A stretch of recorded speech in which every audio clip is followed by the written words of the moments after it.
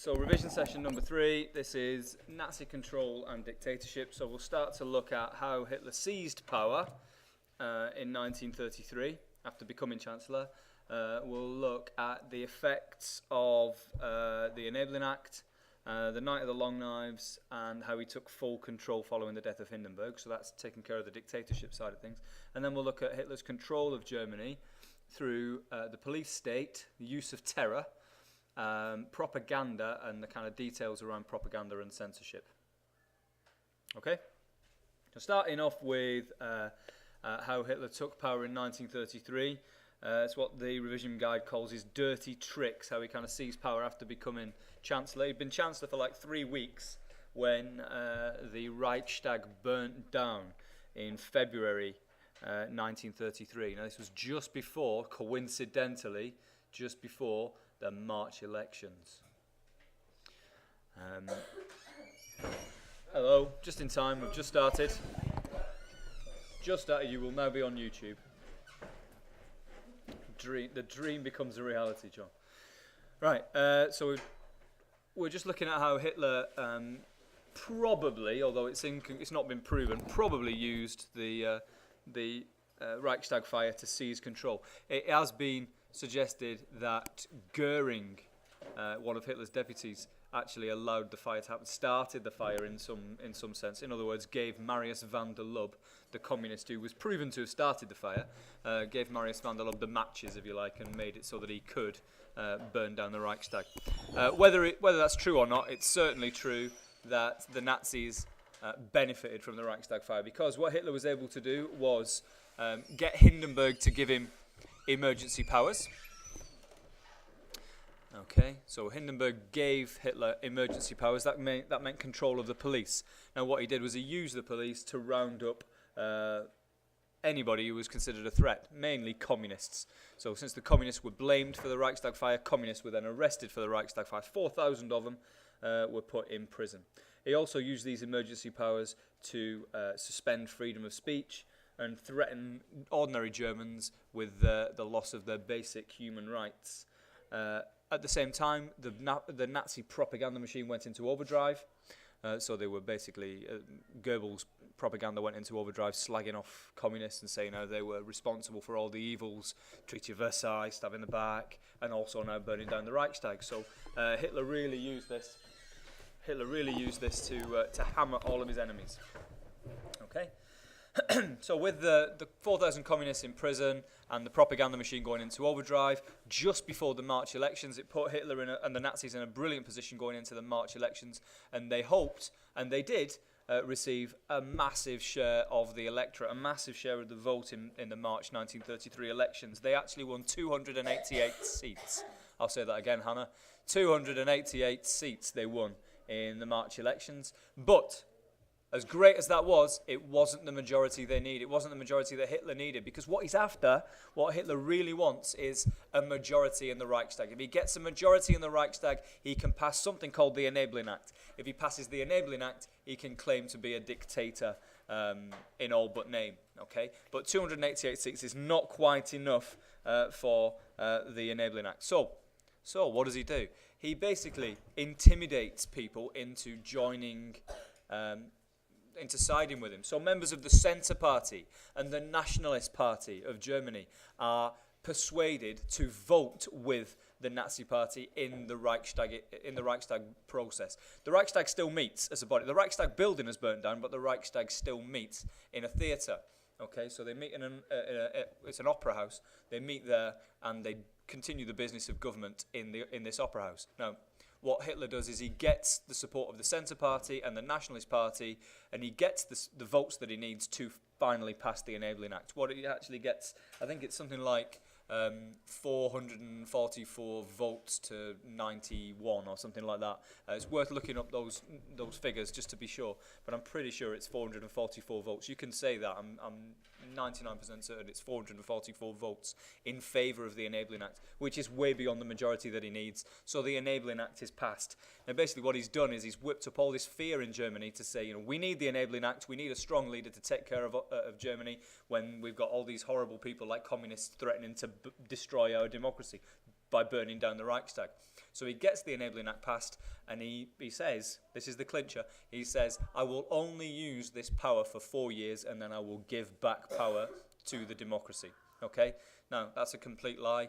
As we know, Hitler goes on to be a dictator for life. But in the initial period, he said he will only use it for 4 years. Because he's saying Germany's in trouble. So what he does, when he's got the Enabling Act passed, he immediately sets about outlawing all opposition. So the Communist Party is outlawed. And then trade unions are outlawed. Trade unions are famously left-wing organisations that tend to side with communists. So he gets rid of the trade unions. He bans all political parties after July 1933, so Germany becomes a one-party state. You're only allowed to be a member of the Nazi Party. He also bans all rival newspaper publications, so there's only one newspaper, or only those newspapers that are sponsored by the Nazis are allowed to be published. Yes, John?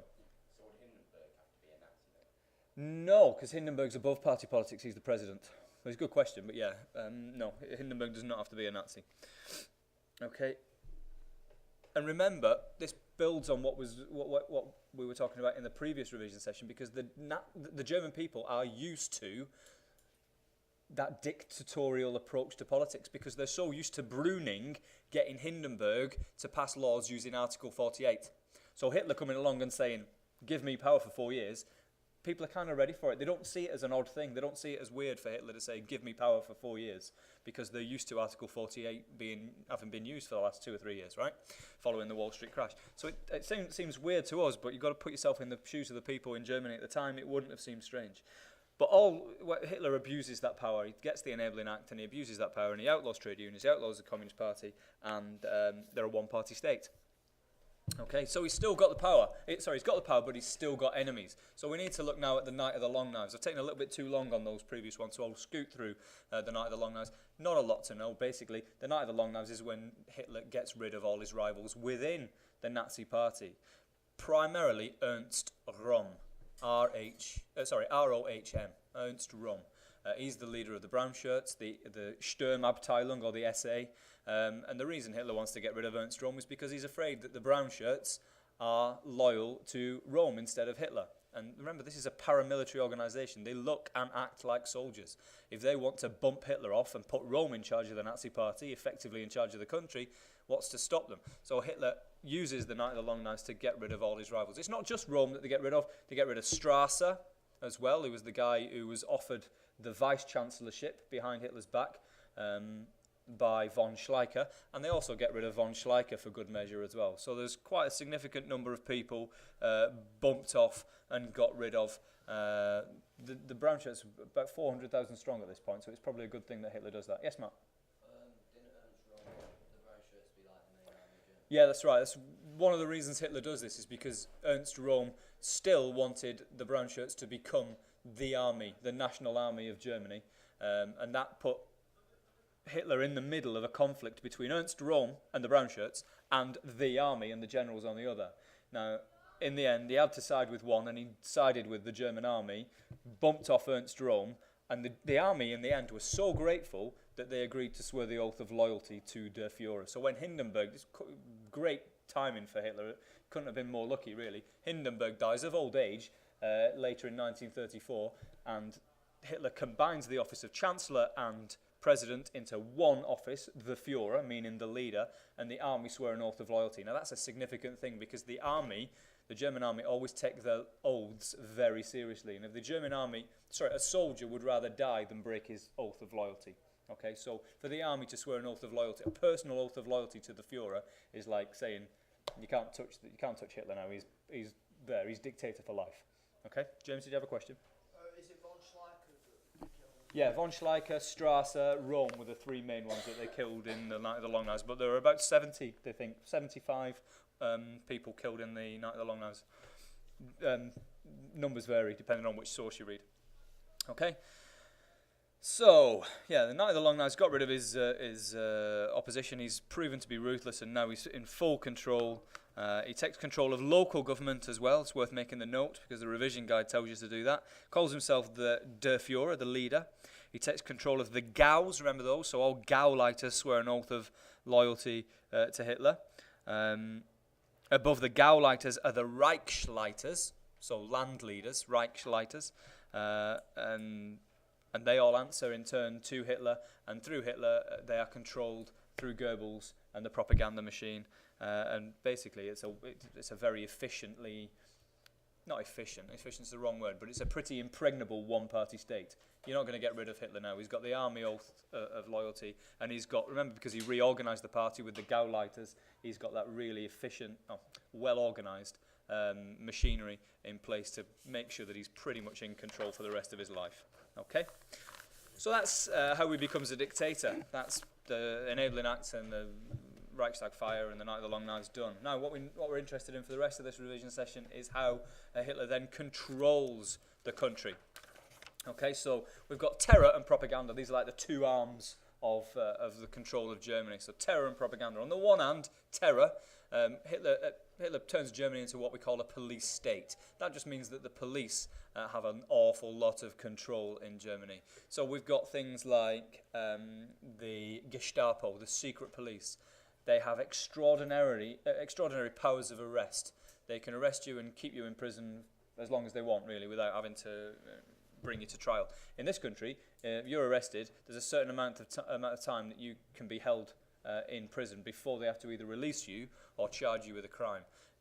In Germany, in Nazi Germany, the police have so much power that they can arrest you and keep you in prison ad infinitum. They can keep you as long as they like. Okay, so complete control over who they arrest, and they do this by terrorising people. They would burst into your home in the middle of the night when you're least expecting it, early hours of the morning when you're in your pyjamas and feeling vulnerable. They would throw you in concentration camps. Remember, concentration camps originally were used to house political prisoners, not Jews. Okay? The Enabling Act also allowed the government to read people's mail, listen to their phone calls, and search their homes. Okay? The law, this is a key word, the law for the reconstruction of the Reich in 1934 gave the Nazis complete power over local government. Civil servants who didn't support the Nazis could be sacked. Special courts were set up. Judges now had to be answerable to the Führer. Okay?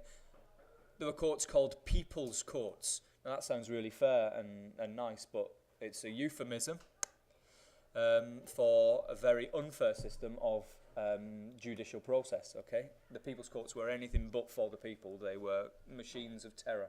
Okay, they were set up in 1934. They held trials for political crimes, and the defendants were nearly always found guilty. Okay. Then we've got the SD, the intelligence service, Nazi intelligence service. SD stands for Sicherheitsdienst, but you only need to remember SD, and that's run by Reinhard Heydrich. And Reinhard Heydrich had files on everybody in the country. Okay, imagine lines, miles and miles of filing cabinets on everybody in the country. If you sent a letter complaining about your neighbours that they were anti-Nazi, that folder would somehow, that report would somehow find its way to the SD, and your name would be kept on file. Okay, so the SD were in charge of those records. Now, the Gestapo and the SD, these were all methods of terror. They weren't as ubiquitous, they weren't as everywhere as people were led to believe. Okay, there were far fewer Gestapo agents in the country than people believed, because what the Nazis relied on was people dobbing each other in. They relied on people sending letters to the Gestapo. So it was sort of self-policing. You didn't know, you'd be talking to someone in the street and you didn't know who was listening. You didn't know whether there was a Gestapo agent listening in. You didn't even know whether members of your own family were reporting you to the Gestapo. In fact, children were encouraged to report their parents to the Gestapo if they were saying anti-Nazi jokes and things like that. Okay, so it relied on this idea of terror. Okay, so the secret police, the Gestapo, accepted letters from people, and everyone lived in a constant fear of terror. People were encouraged to report disloyalty, even, as I've said, children reporting on parents. You've also got the SS, the Schutzstaffel, the black shirts. They were Hitler's personal bodyguard, and then they were expanded under the leadership of Himmler, Heydrich Himmler, okay? Himmler, during the 1930s. They were totally loyal to Hitler, and they were famously very cruel, the SS. So you've got the SS, the Gestapo, the SD. These are things that you all need to know. You need to know what each one does. So the SS are black shirts, they're Hitler's bodyguard. The SD are the intelligence service. That's where your files will be kept on record, led by Heydrich.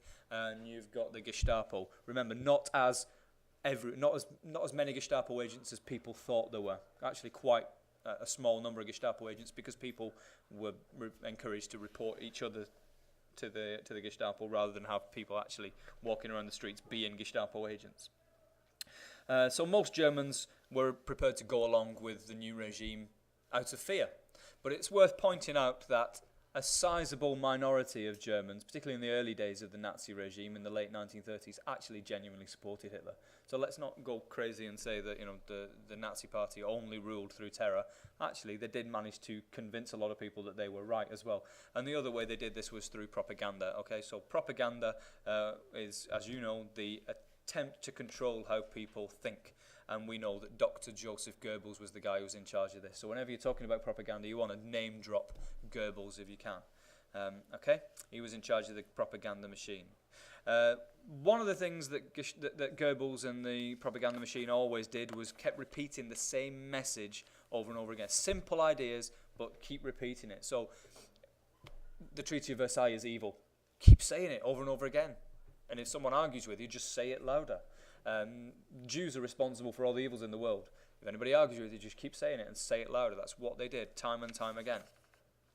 Okay, so quite often, and this goes back to something else later in the revision guide. Propaganda is quite often most effective when it reinforces existing ideas. Remember, people in Germany hated the Treaty of Versailles. That's not most people in Germany are not going to argue that the Treaty of Versailles was a bad thing.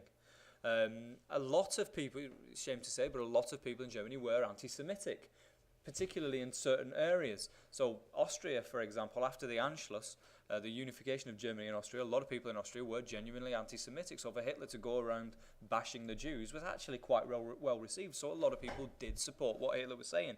So they keep reinforcing these messages. Okay. A lot of people were still in poverty following the Wall Street crash and the Depression, so they were looking for scapegoats. So for Hitler to come along and the propaganda machine to come along and say, you're poor because, right? You're poor because of communists. You're poor because of the Jews. You're poor because of the Treaty of Versailles. People were ready to listen. So repeating these simple messages that actually reflect a lot of what ordinary people think is a very effective propaganda method. And Goebbels saw that, and he kept picking that scab. But that's not all propaganda was about. German propaganda, Nazi propaganda was also about other things. The reinforcement of the Hitler myth, the idea of Hitler as being this kind of demigod. So a lot of posters will sort of depict Hitler as this kind of, he'll be staring off in the middle distance heroically, like, this cult of the Führer. A lot of propaganda would specifically target Jews. There's a really clever propaganda poster that simultaneously makes Jews look like evil capitalists and the founders of communism, because they've got gold in, there's a poster of a stereotypical Jewish character holding gold in one hand and a hammer and sickle in the other. So but you'll know that you can't be both a communist and an evil capitalist, but somehow this propaganda poster manages to do that. So people were quite receptive to these images that are just hammered time and time again. A little bit of detail. Goebbels founded the Ministry of Public Enlightenment and Propaganda. Okay, that's what it was called. He was the Minister for Public Enlightenment and Propaganda. It's quite an interesting way of putting it. You can't just say he was in charge of propaganda, but it's quite nice to say he was the Minister for Public Enlightenment and Propaganda. And it wasn't just hitting people over the head with the same image time and time again. Quite often, it was more subtle means of propaganda. Okay, so it's worth adding that what Goebbels loved more than anything was film. He loved movies. He was a real movie buff. It's been said, I don't know how much truth there is in it, but it's been said that his favourite film was Snow White and the Seven Dwarfs. Okay? Now, you might have seen Snow White and the Seven Dwarfs, but if you've seen the image of the witch in Snow White and the Seven Dwarfs, she looks very stereotypically Jewish, very hooked nose, and she's kind of offering the apple to tempt Snow White. And Goebbels believed that this was very subtle anti-Semitic propaganda, and he loved that. He loved subtlety. Okay, he believed it was much more effective to try and persuade people of your beliefs through something that they would willingly watch, and people will willingly watch and enjoy a film. And if you can subtly convince them through a film that they're enjoying, it's much more effective than telling them what to believe in a newsreel. Okay, so we preferred subtle movies. Okay, so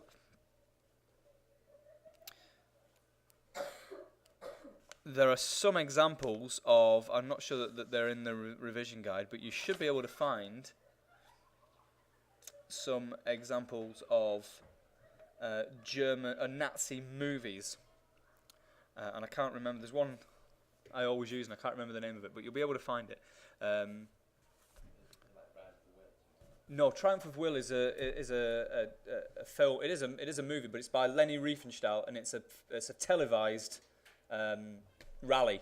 Okay, so using big spectacles was another thing the Nazis did. But there's it's Younger Quecks or something. Younger Quecks. It will come to me in a minute, but when I don't really need it, it will come to me. But it's basically the story of a young boy finding his way in life, and he does something heroic. But the hero in this is a young Aryan boy, so it's very subtly raising the status of Aryan people. Okay, but it's subtle. It's not like hitting you over the head with it. It's more subtle. But it's great if you can use that kind of idea of Goebbels using subtle propaganda. Another less subtle method of propaganda, as we've just mentioned, would be using massive spectacles, like the 1936 Berlin Olympics. Okay, this was like a showcase for the Nazis. The 1936 Berlin Olympics was saying how wonderful Nazism is. Because by this time, remember, Hitler's been in charge for over 2 years and he's basically showcasing his country. The rallies that you mentioned and Leni Riefenstahl's film, Triumph of the Will. So Leni Riefenstahl is a nice keyword. Triumph of Will is a nice keyword. Televised rallies, and they use these rallies. And this is what the brown shirts were used for as well. They were used to kind of carry the flags, wave the flags, and look impressive at these events. Okay, art and architecture was also Albert Speer was another nice keyword. He was the Nazis' chief architect, and he designed things like Tempelhof Airport. And if you saw the buildings of Tempelhof Airport from above, it was the shape of an eagle. Okay, so it was an eagle's a German symbol, so it was reinforcing traditional imperial German values through art and culture. Okay, so again, quite subtle. It's not always hitting you over the head with this message of Treaty of Versailles bad, Jews bad, communists bad. A little bit more subtle, using art and culture. Okay. Some nice bits of detail that are not in your revision guide, but still quite relevant and useful to know. There were speakers put on the streets, so people just walking to and from work in the morning. You'd have Goebbels and Hitler's voice giving speeches across these loudspeakers just as you were on the way to work in the morning. Okay, imagine that on the street. You can't get away from it. Another thing was a nice bit of detail that again is not in the revision guide, but it's quite nice. A nice example of how propaganda was used. They made sure that radios were really cheap. In fact, they may well have even given people radios, but they wanted radios in every home because Hitler realised you put a radio in everyone's home. Before the days of mass TV, right? Okay, you put a radio in everyone's home, then you can reach them inside their own home. You can control what goes out on the airwaves. People they'll turn the radio on and they'll listen to all the guff and the music and the chat shows and what have you. But if you've got a radio in their home, then you will be able to send your speeches out into their home and they'll have to listen to you in their home. Okay, so he made sure people had radios. So there were loudspeakers on the streets and radios in everyone's home. Now, last thing, censorship. Goebbels also controlled what didn't go out. Okay, as well as controlling what did go out, he also controlled what didn't go out, and certain things were banned. So anything that went against traditional German values was banned. Jazz music was banned because it was seen as being black from America and therefore decadent and somehow influenced by Judaism. So it was bad. So jazz music was banned. What was emphasised was traditional classical music, particularly Wagner, things like that. Other things that were banned was anything that was seen as degenerate. That's the key word. This is what Hitler called it, degenerate art. Anything that was seen as modern art, not traditional. Remember, Hitler had been an artist when he was younger, and he liked the traditional masters type art. He didn't like modern art. He thought it was silly. He thought it was decadent and influenced by American decadent cultural values. So they made sure that it was very traditional. And finally, book burnings. You might have read about book burnings. This is a form of censorship. Getting the brown shirts, and this was not televised, it was filmed and put in newsreels as well, made a big thing of. So the brown shirts and the Hitler Youth had these big sort of bonfires where they would burn any books that were written by Jewish authors or somehow linked with left-wing politics or somehow seen as degenerate in any way. So censorship and propaganda, subtlety, as well as hitting you over the head with the Jews are bad, communists are bad, and Treaty of Versailles is bad. Remember the subtlety, remember the use of film. Hitler Younger Quecks is the name of the film I was trying to remember. Hitler Younger Quecks. Younger with a J. Hitler Younger Quecks. Quex. I think it means Hitler Youth Quest is the translation. And it's basically the story of a young lad, but it's subtle propaganda. Okay?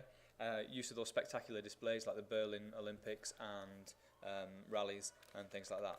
Don't forget your SD, Heydrich, SS, Schutzstaffel, led by Himmler, and your Gestapo. Okay, don't forget those. And that's basically it. That's how the Nazis became a dictatorship and how they controlled Germany. Okay, done in 26 minutes, not bad.